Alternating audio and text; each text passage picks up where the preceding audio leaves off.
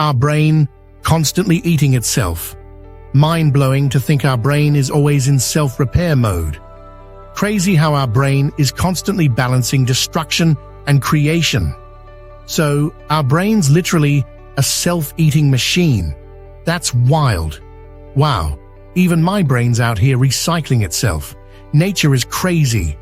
The brain's way of cleaning house is low-key fascinating. Imagine your brain working 24/7 on autopilot, even eating itself to stay healthy. Whoa, self-repair mode activated. Our brain really is its own caretaker.